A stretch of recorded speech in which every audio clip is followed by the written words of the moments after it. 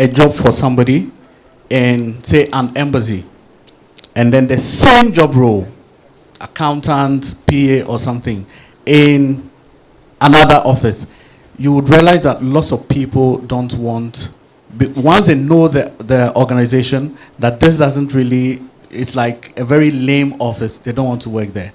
They want their comfort, so we need to upgrade, okay? Look at your office space. Look at the young people, know what they want. Is it the coloring? Is it, you need to open up the office a bit?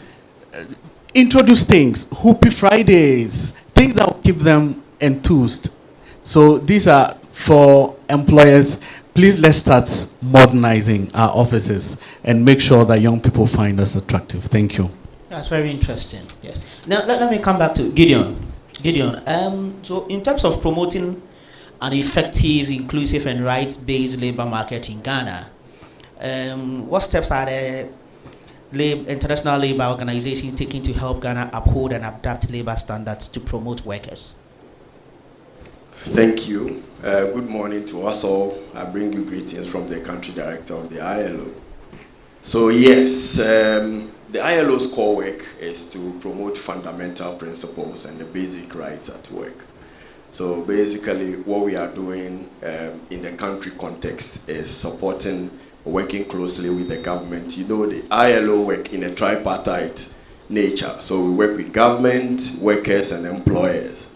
So basically we have our international labor standards, and what we do with Ghana is to support the government of Ghana to align its laws and policies to the international labor standards.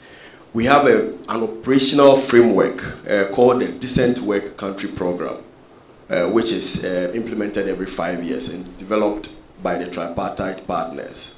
And that is basically the blueprint that supports our implementation in Ghana. And in there, all the fundamental rights, social protection, fair wages, non-discrimination, inclusion, skills development, formalizing the informal sector, they are all in there. And they are things that we guard very jealously. Some are conventions, some are recommendations. And for conventions, I'm happy my colleagues from the Ministry of Labor and Jobs and Employment are here. When Ghana ratifies or a country ratifies those conventions, they become legally binding. And thankfully, we have most of these conventions at the international level that Ghana has ratified. So very maybe granularly, I'll come to issues on skills development. You know that the world is transitioning. There are mega trends going on. The conflict and crisis is a mega trend. We have AI and digitalization is a mega trend.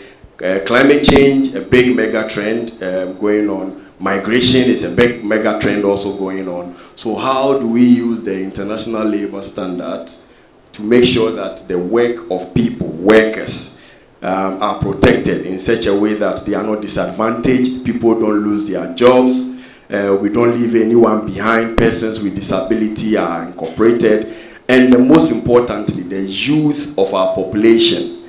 And I think Joberman and Alice have made the point, and I won't belabor it. The young people, we need to reskill them, because for Africa, they are our golden resource, 60%, 15 to 25 of our population. And this is a gold mine, but it can also be a danger. So what we need to do is to look at where the world is trending and support them with reskilling, upskilling, new skills, digital skills, and TVET. And that is why I'm happy that the EU has supported through the EU Ghana Pact for Skills, that we are supporting relevant competence-based training for young people in Ghana at the pre-tertiary level, where they are being supported, for example, in solar PV installation. Somebody has an electrical engineering certificate from a TVET institute, but you know the world has moved, and solar is also coming up because of climate issues. So you need to give the person a top up to be able to be relevant to the new economy. And also on digital skills, there are a lot of communities underserved in the rural area, and we focus on rural-urban divide, where we can provide them, give them access to the digital inclusion, the economy. So providing them with the basic tools and equipment and capacity, and also trying to connect them to the global world in terms of what they will do. So in a nutshell, the ILO is guided by its international labor standards globally, and in Ghana that finds expression in our Decent Work Country program that is implemented with our partners, the Ministry of Labor, Jobs and Employment, the Ghana Employers Association, and the organized labor represented by TUC and affiliates labor. Thank you. Thank you as well. We can do better for him. I think there are certain things that I did not even know ILO does, but he has opened my eyes. That's very deep. Let me come to Dennis. Yeah, Dennis. The Ghana European Center, in terms of opportunities, as the future of work becomes increasingly global and skills driven, how is the Ghana European Center positioning young Ghanaians to access study abroad opportunities that align with emerging industries, with practical pathways exist for students who wants to take advantage of such programs?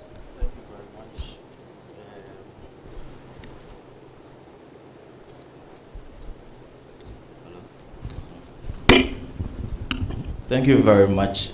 Your question is very loaded, but I'll try my best not to speak a lot. I think the approach of the Ghanaian European Center has always been to complement the efforts of the government. That is the most important thing. So, as you may know, the name Ghanaian European Center, then there's also an understanding that it is also an initiative that is also supported by the European Union. And so the structure of the Ghanaian European Center is between the German government and the European Union. And so in view of this, there are some interventions that we do to ensure that we are complementing the efforts of government. So the first thing we do is on employment promotion. So we are looking at how to support anyone who is interested in looking for jobs, i.e. even from the school transition to work.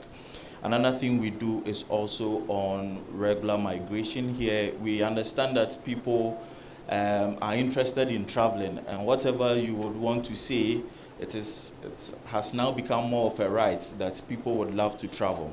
And so what we do is to promote regular migration in the field of people that are interested in going to Europe largely to go and work, and also people that are interested in going to Europe to go and study, but through the right channel. So mostly what we do is to provide some form of advisory services. What we also do is that we also do the whole government approach by also providing some form of capacity building for government institutions. So here we also work with the Labor Ministry and also with the Labor Department, and in extension also with the Youth Employment Agency. So there's that form of institutional capacity building. We also do social and economic reintegration, especially for the colleagues that have returned and want to do something. But if you would want me to mention specific things that we do, one thing we do or what we have done is to establish one Study in Europe desk in most of the universities, and I'm happy that UPSO has a representative on that. That would just give opportunity to students that are interested in say furthering their education. It becomes more of a focal point for which the students can go to. We also have migration desk officers, usually within the assemblies and also at the Labor Department, that would guide interested people that are interested in going and work. Now also we can talk about information session. So at the Ghanaian European Center, what we do is also to provide advice for interested people that want to go to Europe to go and study or to go and work. So you come to our office, you just tell us what you want, and then we provide some form of advisory service. And then subsequent to that, we would also do some form of referrals for you. So for example, if you come to the Ghanaian European Center and you say that you want to study in Germany, we can provide you some form of orientation as in what you would need as a student or somebody who is interested in study opportunities in Germany. And subsequent to that, we would refer you to the German Academic Exchange, which is the DAD. And we do same for Campus France also for students that are interested in studying in France. Apart from that, we also conduct job fairs where we bring employers and job seekers. I know this year we'll do one. And we also do some form of capacity building in terms of targeted interventions and also some form of capacity building. So these are some of the things that the is doing for the young people. Okay, so before I come to Theodore, in all of the programs that you are running, how are you promoting inclusiveness? So talking about women, PPs, the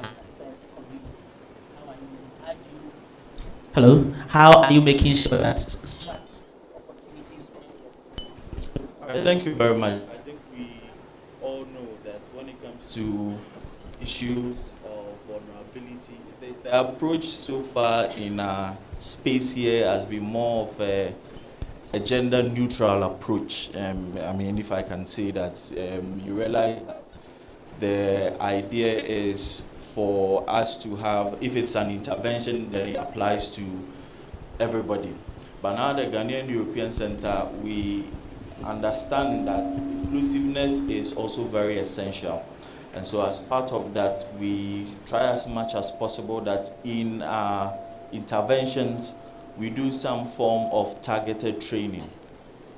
And so if there's an interest in, say, a male-dominated sector, for which we know that for some clients that come to our office to say that we may be interested in learning how to operate machines, which of course may be in a male-dominated sector, we roll out some form of intervention to ensure that the women are also able to partake in such sector. Not that we also do mental coaching and psychosocial support, but we realize that even when it comes to the issues of regular migration, for which this year, that is mostly our focus on the regular migration, you realize that it shapes the understanding when it comes to migration is shaped depending on the foot that you are standing on. And so you realize that even when it comes to access, when it comes to making the decision, it is different if you are a woman, it is different if you are a man, it is different if you are a person living with disability. So we try as much as possible to have some form of gender-sensitive language when it comes to the counseling, and also try to promote some targeted interventions. Thank you very much. Theo, so quick one. What role do green jobs play in Ghana's future of work agenda, and how is the ministry supporting that?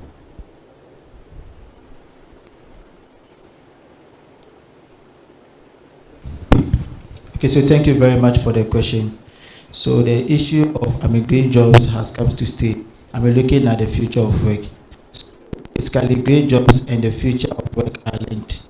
Looking at how the world of work has become, and also how the governance organization of work is very important for policymakers. It's very important for policymakers to pay attention to the issues of green jobs and also the future of work. So for the green jobs, basically, the idea is to look at the current work that we do globally and also locally.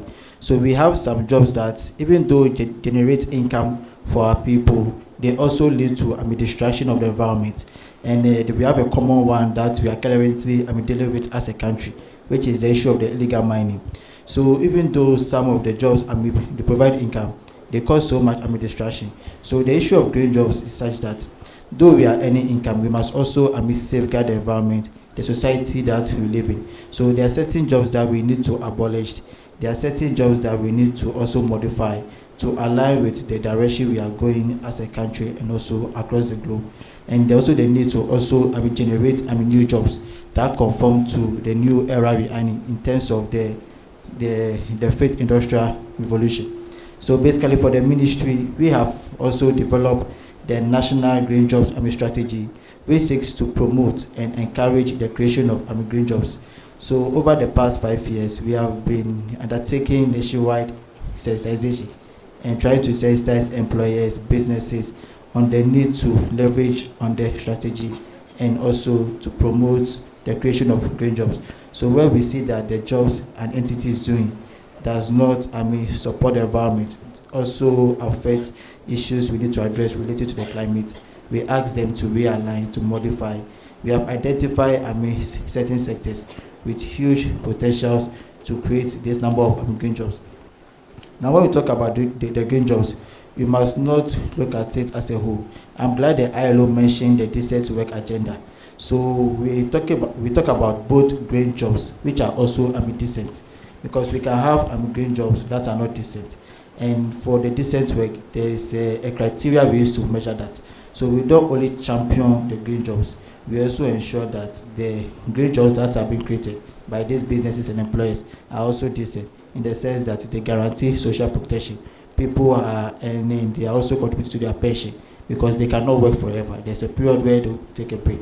So we encourage, like we mentioned, the youth today will not be the youth forever. So once they are active today, they need to set aside some investment for their pensions and so on. So that's what we champion. In terms of the future of work, we've talked about the future of work, but I think right now the future is with us now. So the issue of the future of work is no more. Things have changed. What we were doing some 10 years ago are no more today. A lot of jobs are no more. They have become redundant. And per the globe, we envision various types of futures, in the sense that we look at the red world, we look at the green world, the blue world, and the yellow world. The bit we are mentioning will be more of the yellow world, will be in terms of the red world, where smaller businesses, SMEs, are now leveraging technology to transform. So for the green jobs, we are also encouraging small businesses that the youth are also in, to try and mimic their work, their standards, to reflect what to protect the environment for all of us. Because what will we gain if we have jobs that are destroying the environment, that is killing us, or in the name of earnings, or in the name of incomes? So the ministry came in as a policy to put in place measures, standards, to allow businesses to comply.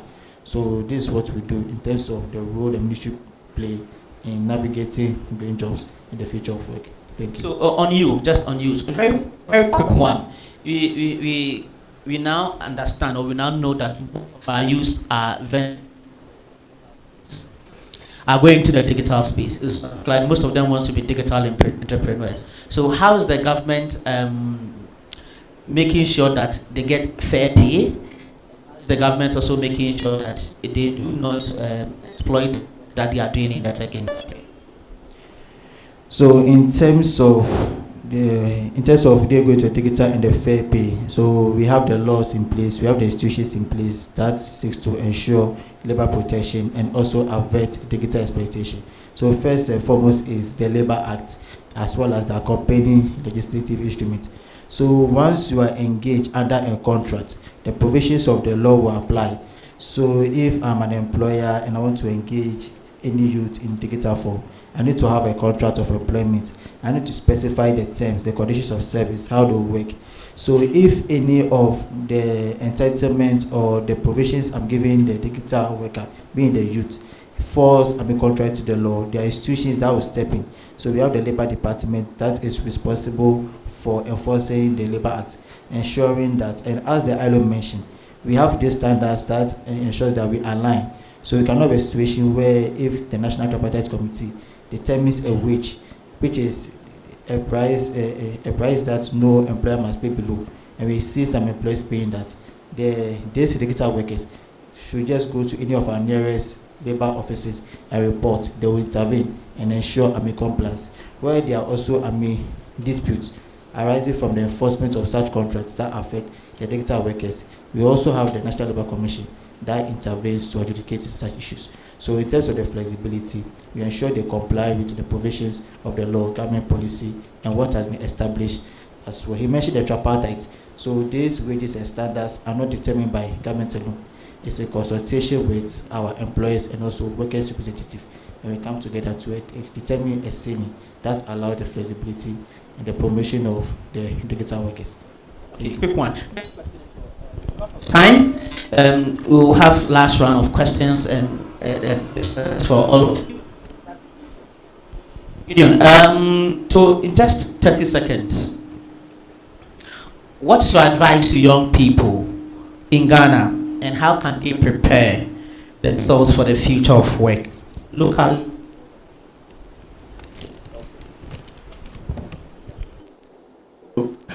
Thank you. Advice for young people and how to prepare. The world is transitioning. I've mentioned the mega trends. The AI, digital trend, the climate trend, we have the migration trend, informality, formalization trend. In all of these trends, there is something that is critical. Two things. You are looking at skills and employability, okay? And then innovation and entrepreneurship will come in there. So young people, get the right skills, okay? And there are opportunities there for you to get skills, okay? The time that you wait to be employed is over. Businesses are trying to align their work and bring in a lot more innovation, artificial intelligence to boost productivity and also profitability. So what the young people have to do is to get the right skills. When they get the right skills, then they now have to come to the Entrepreneurship and Innovation Center, where then the skills that they've acquired, they can turn it into businesses and run themselves. And I think that this is why I think this is a very important part of the work that we have been doing in Ghana in employment promotion and in skills development. So number one, the only thing I'll tell young people, please, skills is ish. It is sexy to get skills. So please go and get the skills. And once you get the skills, come in and add entrepreneurship and innovation. Thank you. Thank you. Your advice. Hello? Okay. I think an innovation entrepreneurship center is only resourceful and with the people that feel life into them. So I think I would go even a step back and say, even if you're not sure which skills are the right ones, approach a center like the Innovation Entrepreneurship Center to talk to peers, to talk to the people working there, and to find out what the local market needs. And I think I would like to also mention or tap again into what the colleague here from the Ministry of Labour said. The future of work really has started, and it's not a concept in the future anymore, but it's a concept from the present. So make yourself relevant and team also up with people. I think we have so many micro businesses of one persons trying to build something. Team up with some of your friends or with a peer, someone who has a bit of a different skill than you, and peer up together and do something together, because together you're definitely stronger. And really may also look into what your local community needs. Often we see when we, especially in the regions, people tap on the trades they have known for years and years and years, and they're hairdressers and pastry makers and caterer and tailor, and there are so many in some of the communities. And especially if you look into green jobs and circular economy, green jobs are everywhere in all of the sectors you already know. They are in fashion, they are in construction, they are really everywhere. So use an innovation center like this and also get informed which new job markets or job profiles are in a sector you already know that are in need. Your advice. All right, so I'll focus on employability. I agree with everybody here. The landscape is changing. The landscape of work is evolving very fast, and that evolution demands adaptability. So the advice to young people, stay agile. You need to be adaptable. Learn AI and digital skills. Be connected so that you can apply those skills very quickly to stay relevant. Thank you.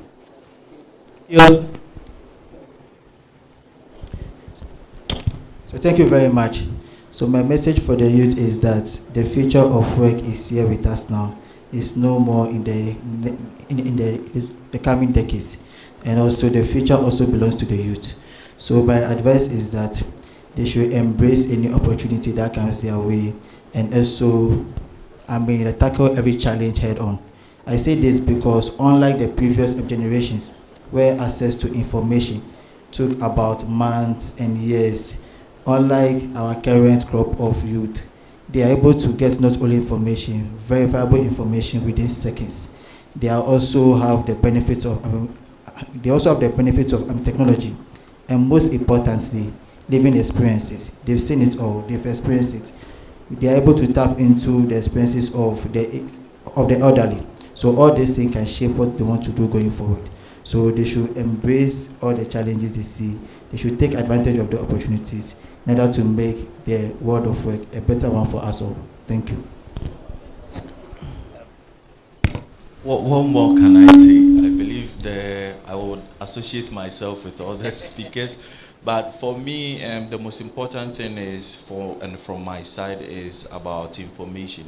And I think here now I also know you, so if there are colleagues that may be interested in something, I know where to refer them to, and also to tell the colleagues that are here that we also have a booth we have to showcase for the colleagues that may be interested in anything. We are also happy that the EU is also here because we'll be giving advice, the Erasmus, for those who will also participate.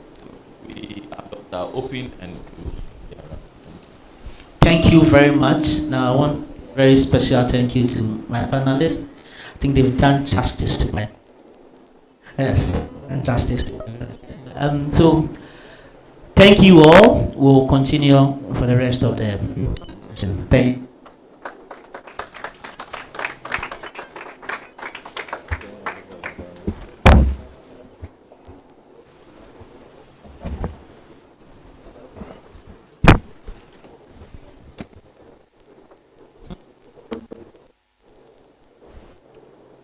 Thank you very much.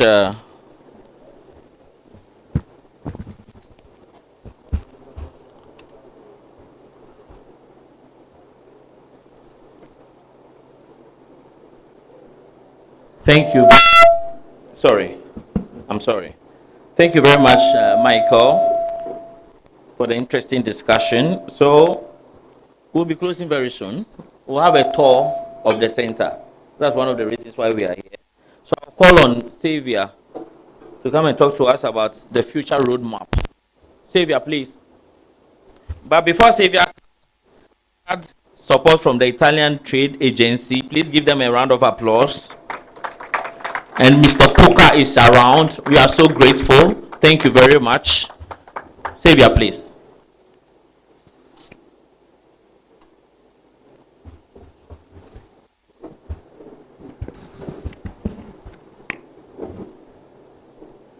Thank you very much. Good morning to everyone.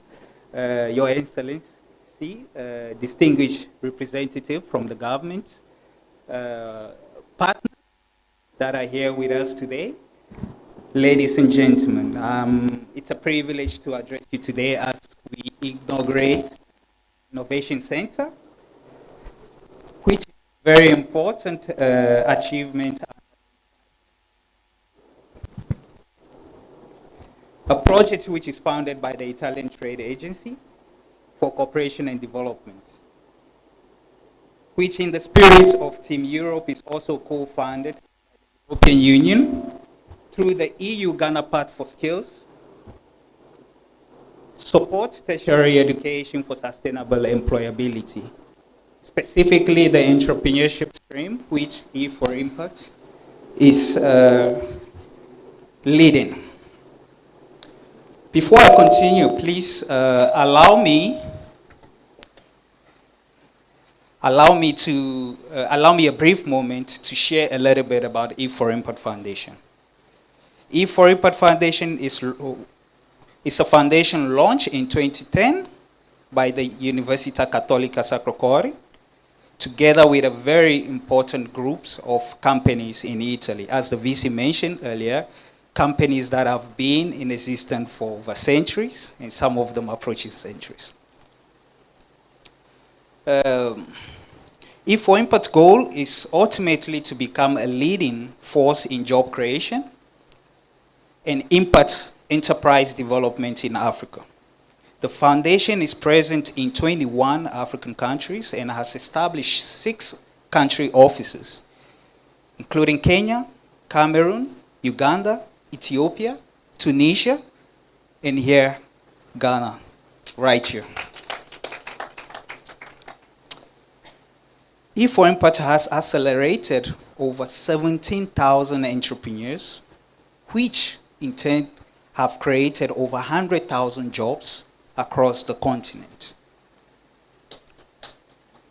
I think we can do better. No.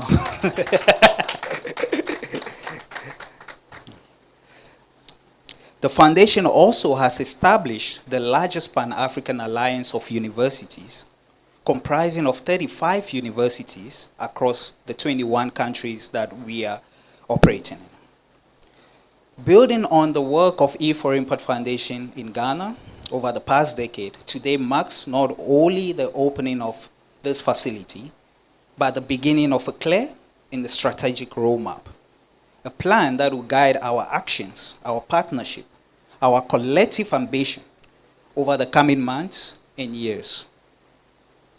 Allow me to outline the next steps that will shape the work of the center and ensure its long-term impact. Firstly, our priority is to continue to fully operationalize the center as a multifunctional hub for skills, development, technology transfer, business incubation and acceleration. This includes essentially establishing a core management team responsible for our business incubation and acceleration program delivery. Second, equipping the center with necessary technologies, most of them coming from our entrepreneurs, and training tools that will in turn roll out the first circles of the entrepreneurial and innovation programs that we are to roll out at the center. Through these steps, the center will become a reliable, effective platform for entrepreneurs, SMEs, and young innovators across Ghana, and hopefully across the region, as the VC also mentioned. In the coming months, the center will launch a comprehensive catalog of programs, including our flagship program, the MBA in Impact Entrepreneurship and Innovation, here in partnership with UPSA and the Catholic University of Milan. We will also roll out specific programs designed for SMEs to grow, because we understand that when SMEs are growing, they are able to absorb the excessive workforce that many of our institutions are producing. Short courses will also focus on innovation, digitalization, sustainability, and these programs will essentially be tailored to support startups emerging from vocational training centers as well. Through these programs, we will equip over 570 SMEs and 4,600 young Ghanaians with the skills and mindsets needed to innovate, compete, create over 1,620 direct jobs across strategic sectors of the economy. A central mandate of the center is to link Ghanaian enterprises with Italian and international markets, partners, and investors. In this regard, I am extremely pleased to announce a significant milestone since the launch of this project. A group of 8 Ghanaian businesses, our entrepreneurs, some of them exhibiting here today, have already begun their internationalization journey through this project. Under the leadership of Ghana Enterprise Agency, a stakeholder of this project, they will participate in one of Italy's largest international trade fair, promoting their innovation, building commercial partnerships, creating an opportunity that is made possible by Project Inspire. This marks the beginning of a long-term strategy to ensure that Ghanaian SMEs are not only competitive locally, but also visible and ready to engage globally. The center will continue to implement an inclusive-driven approach, ensuring that women entrepreneurs are forefront of the center. Young graduates and persons with disabilities do not only have access to our programs at the center, but receive dedicated support to thrive.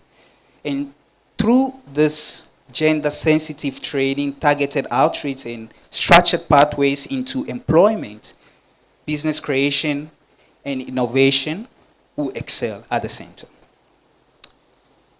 In the next phase, we will deepen coordination with national and regional institutions, particularly our partner UPSA, the CTVET, Ghana Statistical Service, Ghana Enterprise Agency, the Italian Trade Agency, ecosystem players, private sectors, associations, to ensure that one, the center's activity align with project and national economic priorities.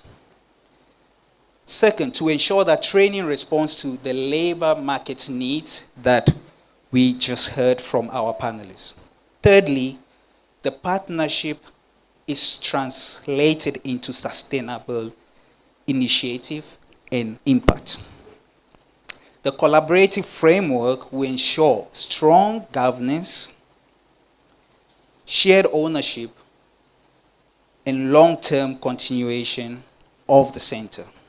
Finally,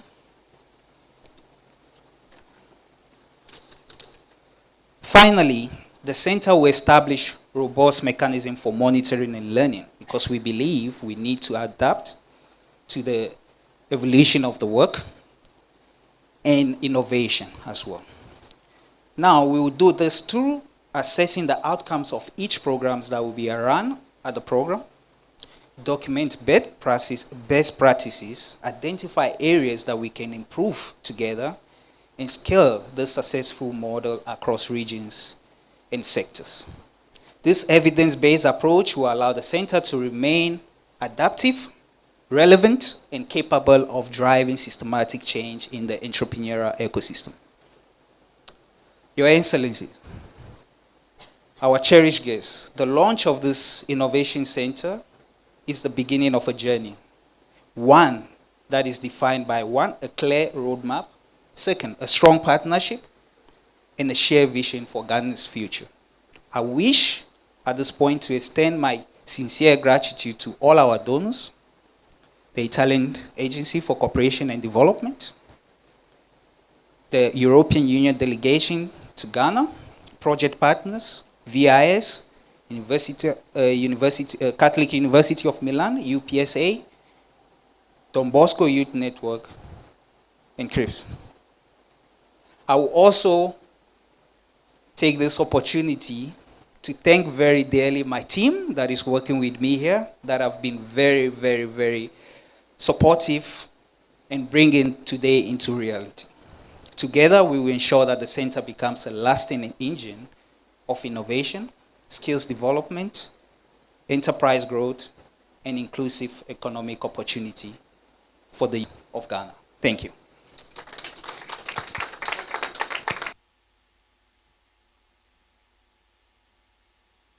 Very much, Xavier.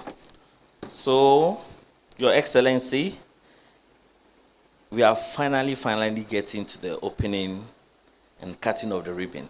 But I would like to call on the Vice Chancellor of the University of Professional Studies for his final comments before we commence to the opening. VC, please. Give him a round of applause, please. Thank you, Excellency, and all the tape for the commencement of work, especially to launch this special center. Indeed, it's something that we have been preparing for all this well, especially when we've got into this. It's become so critical for Ghanaians to see how best we can reduce unemployment by changing the mindset. Whilst coming, myself and Her Excellency shared a view that this issue of unemployment is a mindset, and you can't change mindsets in a day. What you have to do is to work towards it. We've gone into a stage where we have to convince people as to what is good for them. So currently there are a lot of things that universities have to do. We have to change how we train, how we are working within the space of our customers. Our customers here are students. And the students, the contemporary students we have today, see a very huge gap between themselves and the people managing their universities. And I tell some of my colleagues that we are not getting into their space. The contemporary students have their own space, which we need to get into. And I'm so happy that they want to embrace what get these people some employable skills to be self-reliant. That is why at UPSA, what we are trying, so interested, Excellency, there was a test, the survey we did for the past 2 years, we have done it consistently, where students were asked as to select what other skill they would have learned, if not for the program that we have offered them. It said skills like carpentry, and on top of the list was content creation. So you have students who applied and enrolled to read business administration, to even read marketing, to read accountancy and finance. They selected content creation and web design. And second on the list was videography and photography. And I was surprised that videography as a skill, we had over 2,000 students. Consistently for 2 years, it's been like that. Some even selected event management. So as a university, after this survey, what do? So beginning this year, what we did was to organizers of the Prophetic Business Empowerment Conference, I think 2 weeks ago, they trained over 5,000 of our students on content creation and web design, and even batik, batik making. They came to campus to train, and these are the things that we really want to do for our students. Irrespective of the programs you read, we want to also equip you with skills that will make you self-reliant whilst you are waiting for. I don't want to even promise them that. It becomes a profession, and I'm very happy and work with them to help them procure some of the services we have on our campus.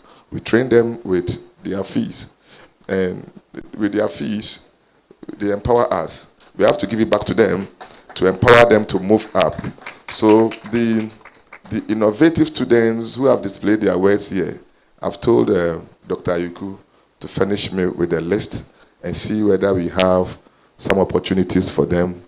We have to also help and intervene here and see how best your businesses can be scaled up to the next level. So on this note, before we move on to cut the tape, I declare the center duly launched. Thank you. Thank you.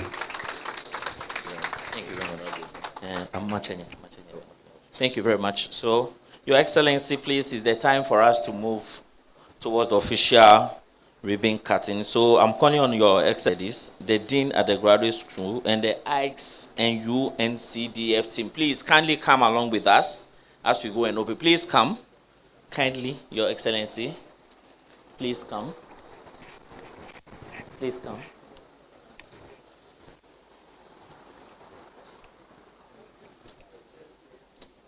We'll all have the opportunity to tour the center when it's open. So just a few minutes, please come.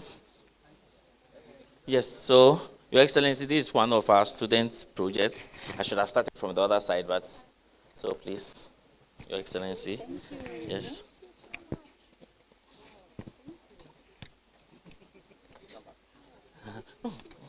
Yes, yes, yes, yes. Yes, yes, complimentary cards, yes.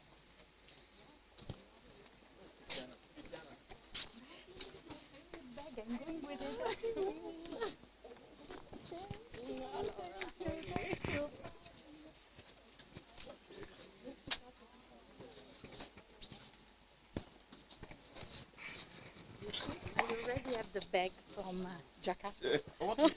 Yes, this is the one. Okay. Yes. All right. So. Yes. Okay. Together? We do it together? Yes, together. Yeah. Yes. So.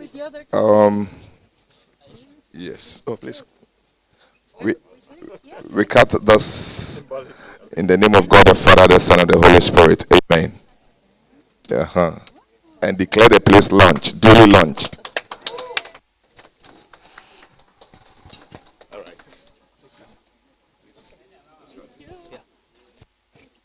Okay. Welcome to the Innovation Center. Here, maybe we'll start from. This is the Innovation Center. Here we will see the space for all the businesses that will be training to exhibit their products and services. Right here to the left is where we will be having some of our trainings. Please come with me. Can we use it? Absolutely. Absolutely. So here will be for the SME programs that we'll be having here. And we are going to train over 570 SMEs in the space here over the period of 2 years of this project. Okay. Thank you. So, please, Dr. Ayuku. I'm looking for Dr. Ayuku, please. Yes, so this is the space that we'll be using for most of our training. Not only the SMEs, but as mentioned, we want women entrepreneurs. Formal, informal should be the fourth phase of the center. And this is exactly what we are going to do here. Okay. So we can move on back to the main space. As you can see here, these are also our students.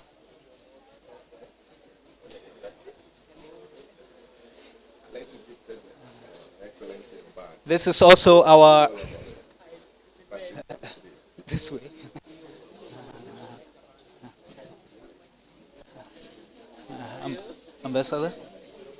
Ambassador, please let me show you this one. Yeah. So when we talk about innovation at the center, this is exactly what we are talking about. This is one of our entrepreneurs at work. Please, could you tell us what you are doing currently? Yeah, so right now I'm coming to write a name on the pen by using the laser fiber machine. Yeah, so that you can see. So essentially, this is what we want to see. We want to see the Ghanaian innovations mixed with the Italian innovations here at the center. And VC, this is one of our students currently in the program, the MBA program. All right. Yeah. So what is it doing now? He's demonstrating to us. So we are customizing on a pen. All right, so this is a metal pen and this is a fiber laser machine. So anything that you want to engrave on metals and on metals, this machine can do that. So we cater for corporate jobs, corporate institutions. You want souvenirs for awards, parties, event christening. This is the go-to as well. So this is very, very fast. So right there now, we are going to customize a name on the pen. Yeah, so you can. With laser, yeah, this laser, yes. And lasers are chemical free as compared to the normal printers, which have inks and all of that, which is very harmful to us also. So this is it, yeah.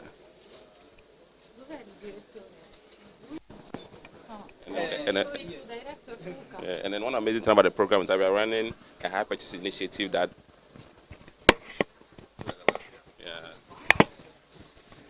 Okay, and we are running an innovative program, that's the laser cosmetic program, because we realized that people needed a skill. Yes, you can keep it.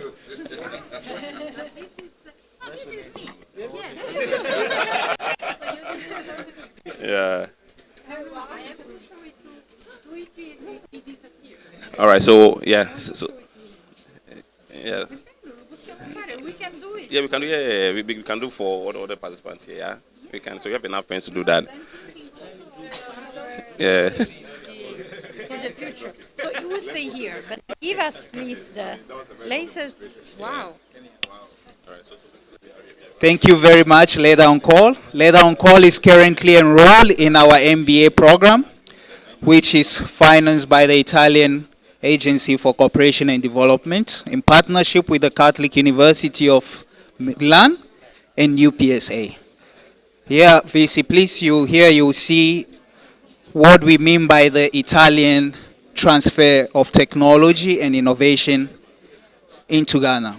As you mentioned yourself, there's so much we can learn from many of those businesses that have been open and cooperating for over centuries. And essentially, they are going to be very present here at the center to ensure that when innovations like that come up, the necessary support technologies are available to amplify the impact that we are seeking to create.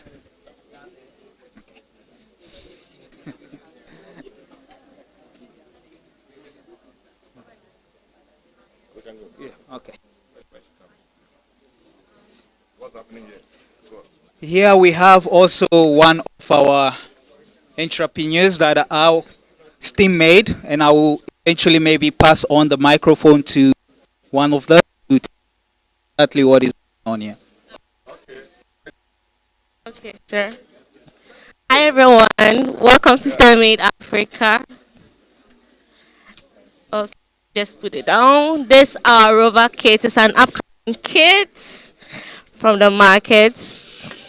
It's able to detect sensors and then move, try to avoid obstacles. So, programmed it to just stay at one place, and that's the reason why it's locomoting around that one place. And this our sensor has been, once you get close to it, it opens to put your trash in it and it closes. And this our sensing staircase. It's able to move once it sense that somebody is about to step on the staircase as well. This our amazing kit, which can come up with about 200 projects, and out of it came these as well. So when you open the components, you see majority of the things in here over there used to build this amazing projects moving.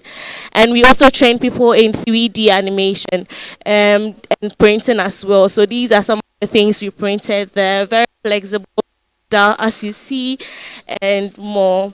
So as STEM Made Africa, you do not only learn, but you're able to explore other amazing stuff like the VR as well, which is moving. Anyone interested to see what is in there can also come around to see that. And we have SVP, which is STEM Made Vacation Program, coming up on the 13th of April. We are training every innovator on how to code, how to use AI. There's a video playing here. It's 100% AI video, and we also train in robotics and IoT intelligence as well. I hope to see all of you, your wards, and anyone interested in learning on our session this coming April. Thank you very much. Thank you very much, Statement. Thank you very much. Right here, Impact, who is also currently in our MBA program. Please, can you take us through what is going on? Your Excellency, it's a pleasure to have you visit us. So all you can see here are handcrafted from sustainable products. So our focus is on green materials, where we know that gifting is part of life. No matter where you go, your birthdays and everything that you do. So we're trying to, as much as possible, use these materials to create some of these products so that people who patronize gifting, for your businesses, we use sustainable options so that people who want to do all the gifting experiences they want to have the opportunity to do that sustainably. Yes, that's what we offer here. Thank you. So these are handcrafted by our team. Yeah. Yes. Yes. Yes. So to replace the plastics that people always do, how about we go to the sustainable way? Yes, some of them are bamboo, some of them are raw woods that are treated. Yes, so this was crafted by this genius right here. Just he's our lead of production. So this shows that we have the skills and the capabilities to do all of these things right here in Ghana. Yes, please. And you can keep this in your kitchen, put your cereals in them. You do away with all the plastics, right? These amazing tissue boxes, the usual technologies, just to make everything convenient for you. Yes. Thank you very much. You're welcome. Thank you. Impact is Creative Hub, currently doing our MBA program. Ma'am, good morning. It's still morning. Please tell us what is going on. Yes, my name is Essin, and I'm the creative director for Chichi Fabrics. Yes, so it's actually a childhood fantasy that has been transformed to a reality. Yes, please. Oh, yes. So I used to enjoy stitching patches during my life skills class when I was in the lower primary. So I started practicing bit by bit, and then I left the bank 2 years ago. I used to work in the bank. I left the bank 2 years ago, and I was like, so that's the whole idea. Very great. Thank you very much.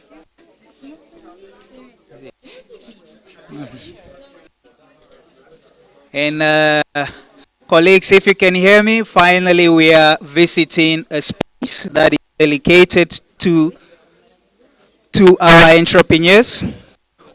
And entrepreneurs are at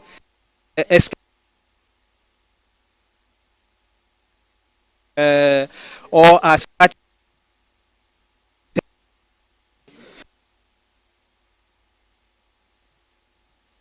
have,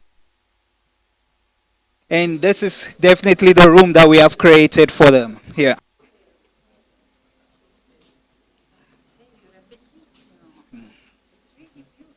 Mm. Yeah. So this space is for entrepreneurs that do not have the office space. They can come here, use all the resources that we have at the center to develop their businesses. They will also have mentors and business coaches that help them to develop the idea. So this space is created for all the entrepreneurs that are within our programs to come here and use it as their offices. You know, meet suppliers here, meet clients and investors here. And we also have services in-house. We have a business coach in-house that helps them develop every component of their.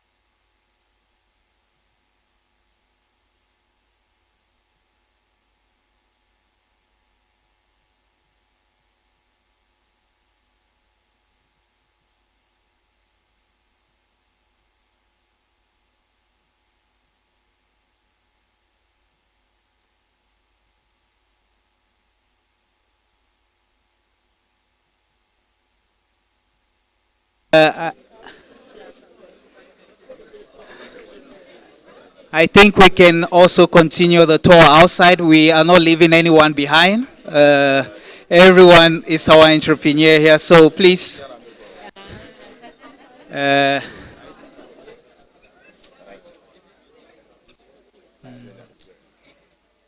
Okay.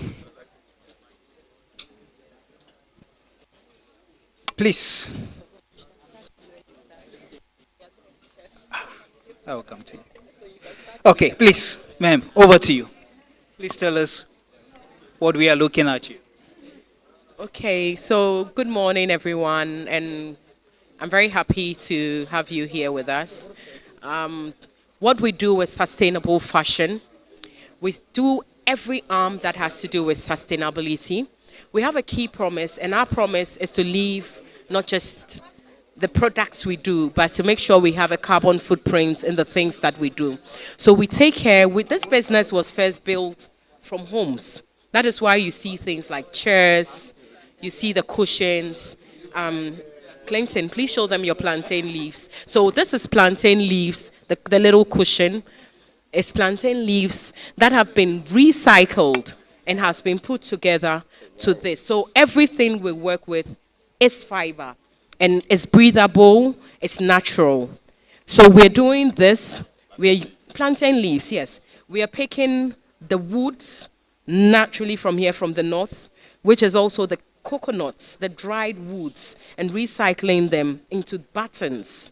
So these are some of our other things. When we moved from homes, we have things that have to do with the fashion. Out of the fashion, we are saying this is what the world is asking for.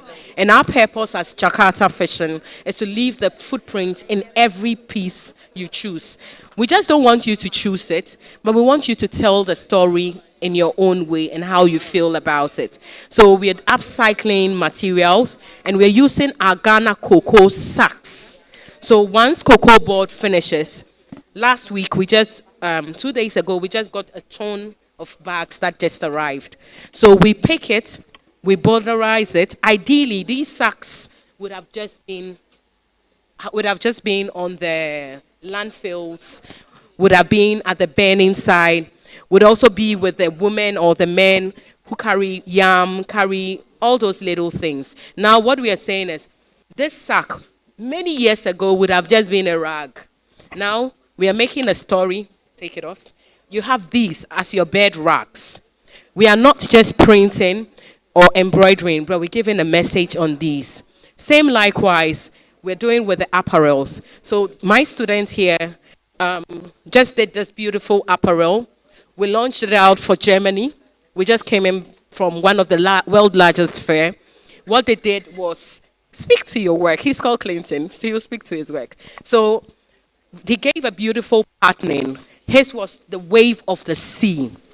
So what are we doing out of the wave of the sea is to have the wheel threads. This is the thread he works with. Ideally, I'm sure we all know what this thread is used for. This thread is used for us here to pull the goats or to carry something and tie it. We are saying the thread cord can be separated and can also be used. And that's what we've done. So out here, it's all fiber. All fiber. Nothing is synthetically made. We went on to Paris Fashion Week, interestingly. I think I was telling Her Excellency. And we had Dolce & Gabbana, who is in connection with us now on our products. We've been on it for about 4 years now, but we are looking to close it out soon. There's one of the products that he wants made from Ghana, and he wants it made in a certain pattern. So we are still working on that. Fortunately, he wants to visit, and what he wants to do is visit the team that are working. So we are still in liaison with that. They will tell the story because the world is now asking for natural fibers. And fortunately, we have picked one. And this is some of it. This is raffia. They don't get some of these things in the European countries, but it thrives in Africa. So how can they pick it from us? Which is what we are saying. We want to not just leave the carbon footprint here in Ghana, but around the world, where we have Giorgio Armani, we have Versace, all coming in. And we're working together to impact the world with a message. Yes. Thank you very much. Please, Let's open the wallets. Huh? Let's support our entrepreneurs. Here also we have bags. There is one interesting product that launched out I can hold this, so maybe you help me. That launched out in Germany, ABNT 2026. We call it the Moves. So this went in and it's going to hospitalities as well as individuals. So individuals that want to carry less, for the men, for the women. For the women, we have this. So you have that. It's made out of the natural fiber. And then we have the jute. You close it, you're out. It's like a spectacles case. You close it and you're out. And that's what we have out here. Thank you very much. Thank you, thank you. Okay, now we are moving on to green box sewage. As you know, in Ghana, sewage is one of our challenges. You know, how we take care of our sewage. We produce a lot. So now I will invite, I think the ambassador is shopping now, so we'll wait.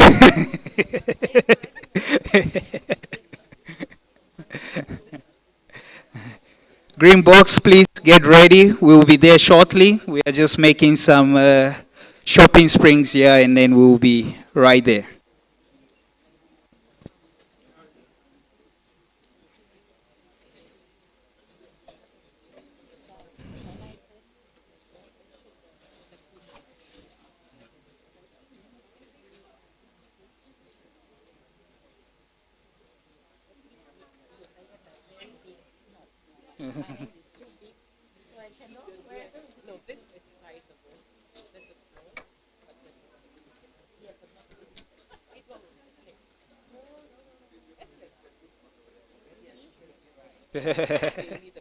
Okay.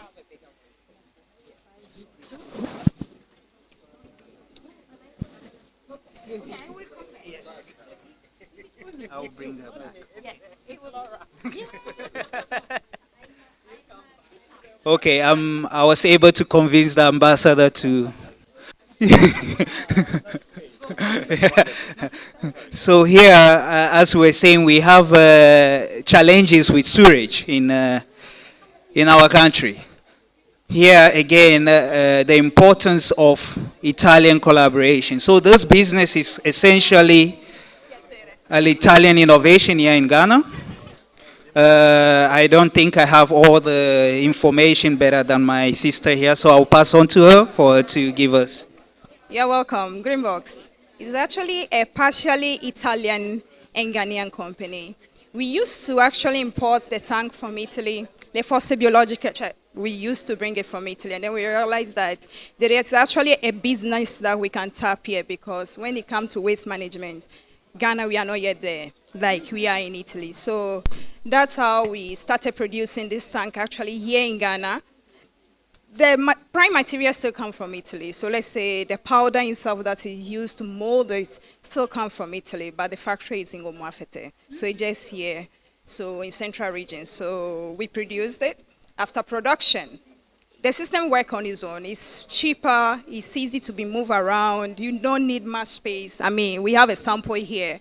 Depending where you are sending the water to, if it's going to a sockaway, you have a different setup for it. If it's going for a gutter, you have a different setup for it. It's basically, we were trying to do what a little we do already in Italy, but we are doing it in a bigger scale in Italy. And here we are starting small, because we don't have a depurator here. So we don't really know even where our wastewater go to, if not to the sea. So this is what Greenbox is about. This is plastic? Yes. And it can be made here? It's made here. Here with the, I mean, So we basically bought some materials. The factory is mold and everything from Italy. Then we'll put up a factory in Gomuafete. We bring the powder from Italy, and then we mold the tank as you are seeing it. Piacere. Thank you very much, Greenbox. I am sorry, we have a lot of entrepreneurs, so we are going to move on to the next. I know.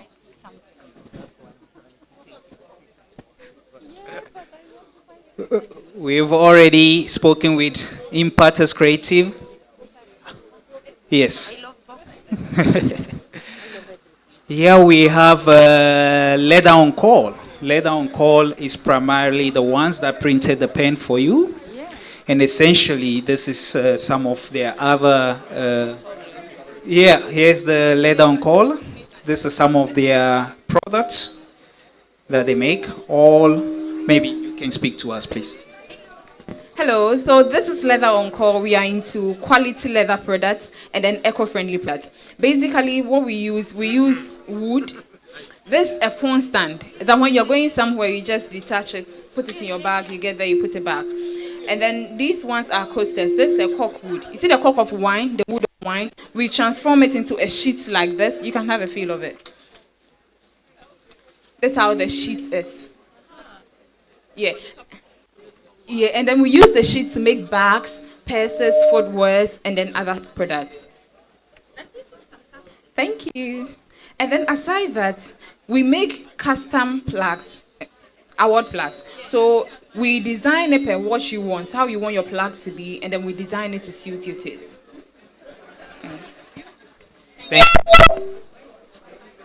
Thank you very much, Leather on Call. Right next to Leather on Call, we have EcoFet. Now, EcoFet is a business that is currently doing our certificate in international entrepreneurship at Ho Technical University.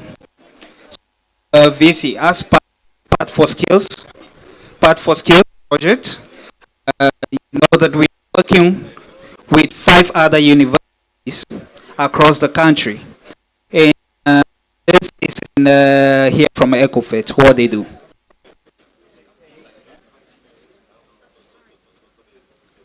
Thank you very much, Excellencies and dignitaries. This is EcoFet Ghana Limited. We are into sustainable agriculture, and as well we upcycling waste.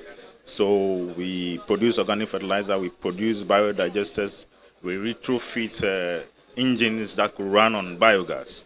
So, and in our facility too, currently we have produced our own engine, which you can see a display here. We have the engine that is currently working, producing electricity, with the mindset that smallholder farmers who want to live on their courtship farms could have a small biodigester with our engine that could charge their phones and reconnect back to the community.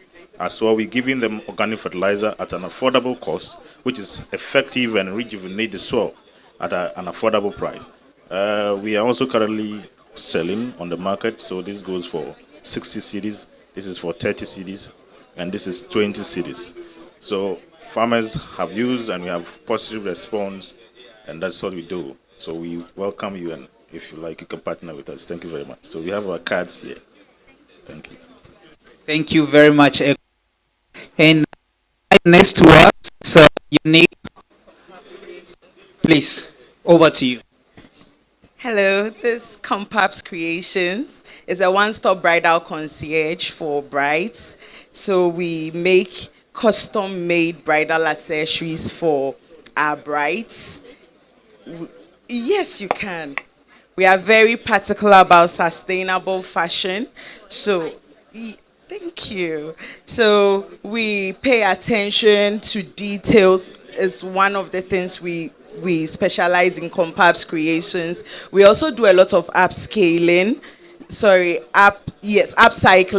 We partner with a lot of fashion houses where we take their pieces, their fabric scraps, and we incorporate it in our accessories. And we are very particular about sustainability, about helping the environment. So we really pay attention to upcycling materials.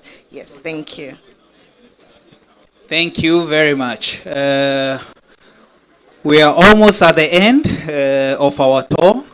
Please let me remind you that a lot of our entrepreneurs are also downstairs at the parking ground, where you can also interact with them. Today we also have the entrepreneurship fair going on just on the ground, the parking lot, the basement floor, and you'll be able to engage with some of more of our entrepreneurs as well. Please, we can.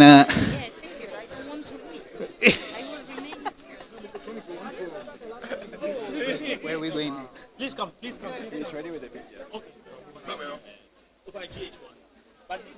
Okay, so this is the final, but as I said, we have more and more downstairs. This is, please, over to you. Thank you very much. My name is Ama Brenya Ametori, and my business is Lado Patisserie. So we make croissants. But during the lockdown, during the COVID, we realized that it was difficult for us to even get basic stuff to eat. So we started making frozen bread rolls, which we saw was convenient. We're selling to friends and family. And then I thought that, okay, I'm doing croissants. Why can't I do frozen equivalent of those as well? So for each of these products that you see right here, we have them in frozen equivalents as well. We also supply Melcom with these frozen puff pastry sheets where you can create your own pastries out of them. So we sell to others easier because croissant production is very difficult and time consuming, yes. And then to hotels, restaurants, and individuals as well. Yes. Both frozen and ready baked. Yes, we do both of them, yeah. In cantonments, exactly, yes. Yes, we can do that. Please, we have all the suppliers. Yes. We are ready for you. Yes. Yeah, thank you so much. Thank you. What do you use in terms of, is it butter or how do you, what? Puff pastry butter. Puff pastry butter. Yeah. And is it something you can source here or you have to import? It's imported. It's coming from Belgium at the moment, yeah. That's interesting. Yeah. Thank you. So it will be good to get it from Italy maybe. Because sometimes I eat these and you really notice it's not butter. It's not butter, You yeah. have this strange film In your mouth, you know, yeah, it's yeah. like, I don't know how you call them, but probably like margarine, yeah, okay, yeah. These saturated, polysaturated fats or whatever. Oh, right, yeah. These are specifically made for croissants and puff pastry, yeah.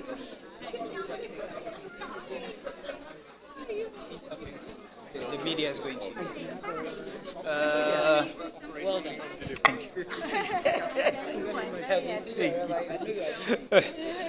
Okay. Finally, also our entrepreneurs. Please, Fafa's breakfast. Please, I know you are feeding us today, but we want to know what we are eating and how they are made and essentially what your business is about. Thank you. Hello, good morning.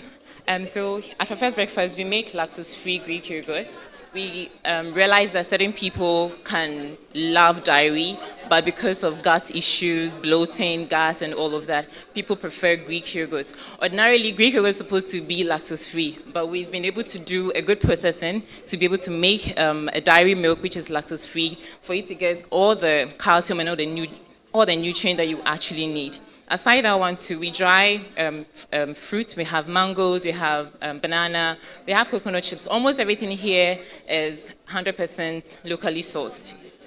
We work with a lot of farmers to make sure that all these things come up very well. And we are women-led business as well. So today we are serving you with lactose-free Greek yogurts with dry fruits and chocolate chip toppings. So please, as you're moving from there, Ladeo has her croissants packed. We have our lactose-free packed, and then my entrepreneur there also has her juice pack. So every time you're moving, you're supposed to have these bags. So I'm taking this opportunity to let you know that please pass by and pick up a bag for yourself for the snack day. Thank you. Thank you, Fafa's breakfast, and we declare the lunch officially open. Before that, we would like to take some photos with the dignitaries, the donors and the partners, but for this I will hand over to Dr. Andrews to coordinate the photo taking. Sure, please, we are going to take pictures now. Deborah, shall we, please? We are coming to. Her Excellency will take.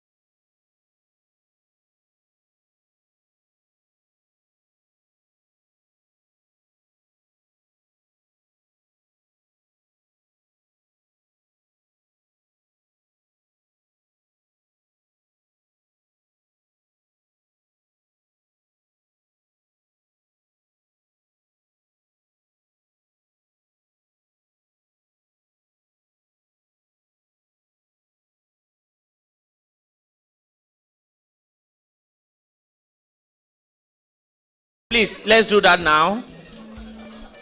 Christiana, Janet, Isaac, Michael, please. Samuel, please. Deborah.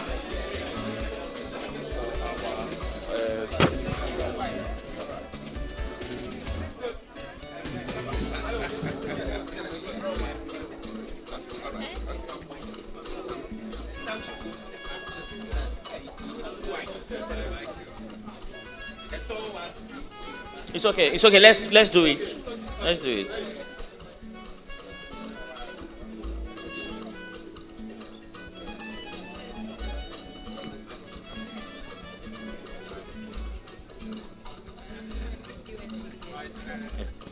Okay. Our next is UNCDF, please. UNCDF, please, with the ambassador, please. And the European Union, UNCDF, Excellency, and the Vice Chancellor, please. Please don't keep Excellency and the Vice Chancellor waiting. Let's hurry up with the pictures, please. Are we ready?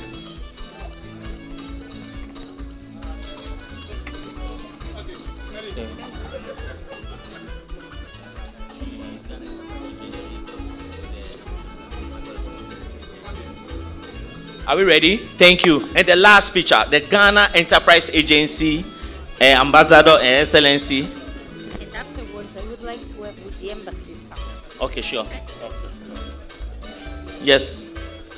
The final one will be with the Excellency and the embassy staff. So please, the embassy staff should be ready. The embassy staff should be ready. Thank you. The last one is Excellency, UPSA, our Vice Chancellor, and the embassy staff, please. The embassy staff, please come and meet our VC, please. Thank you. When are you leaving? On Thursday. So I'll be here all the week. Sure.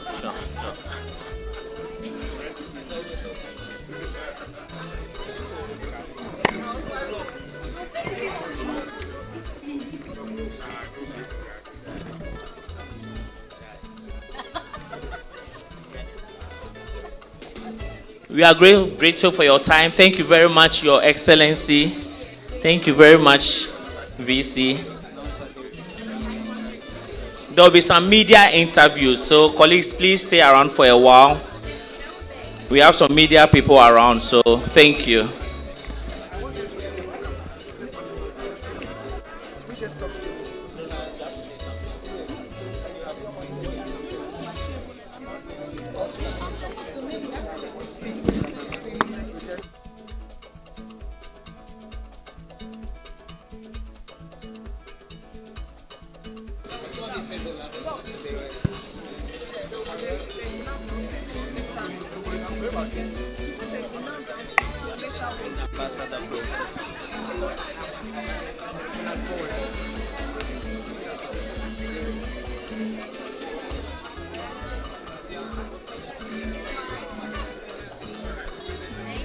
Yeah. Yes. We are in trouble. We left out one entrepreneur. We left out one entrepreneur who ain't called. So if we can, yes, we apologies, colleagues. We left one very important entrepreneur that is feeding our test today. Please. Also, a student in our MBA program currently. Please, Mr. Delight, over to you. Yes, I do everything here. So these are cold pressed juices. This is not the centrifugal where you lose the nutrients. So we use the cold press process where all the needed nutrients are retained in the juice. So we source directly from the farmers, those with surplus fruits and vegetables that will go to waste because exports, they do not meet the export requirements. So we go there, we buy from them, and we also produce freeze-dried fruits. So this is freeze-dried mangoes, very different from the dehydrated fruits. It's the same, the taste is different. You can go ahead and choose. Yes, it's ready to eat. It's a healthy snack option for you and your family. And then we also have juice options, those with health style diseases. Yes, just go ahead and try it. That's mango. Freeze-dried, so there's a freeze-dried machine. You cast them nicely, freeze them, and then goes into the machine for about 24 hours, and they come out crispy. You can put them, yes, thank you. You can put them on your desserts. If you have children who do not like fruits and vegetables, this is the best way to go. They will love it. It can stay over 6 years on shelf life. So if you come to Ghana and you want to take mango, you don't need to take the fresh one. This is freeze-dried, it's the same thing. And this is the cold pressed juices. This is kale, celery, pineapple. But those with health issues like diabetes, hypertension, trying to lose weight, reduce the hormonal imbalances, cortisol in your system. These are it. So we have carrot, apple, hint of ginger. We also have kale, celery, and green apples, just to detox your body. Those also with constipation, we have plums. Sorry, some of your colleagues just picked some. Can I ask you, where you can buy this? Also in supermarket or only? So directly from us and also through our online shops. We are yet to go to the supermarkets because of the nature of which you preserve it.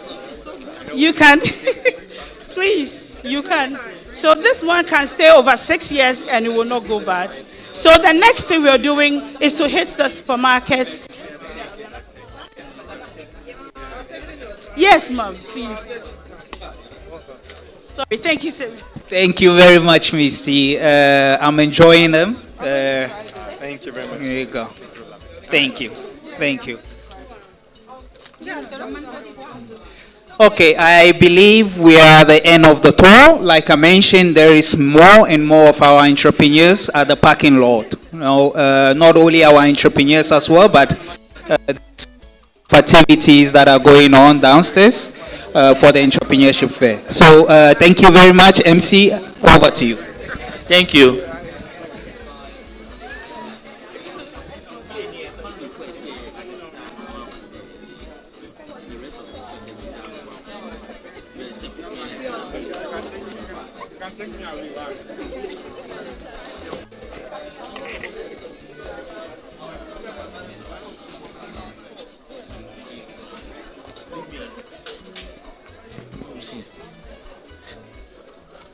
Hi.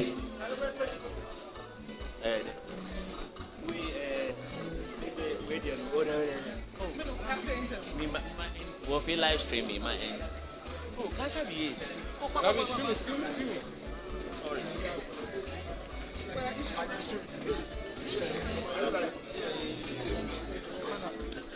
All too soon, we've come to the end of the launch of the E4IMPACT Innovation Center, and we are going down to continue with the fair. Thank you very much for joining us. I hope you have enjoyed the program. Follow us on all our social media handles, and thank you very much for the opportunity. I'm grateful. My name is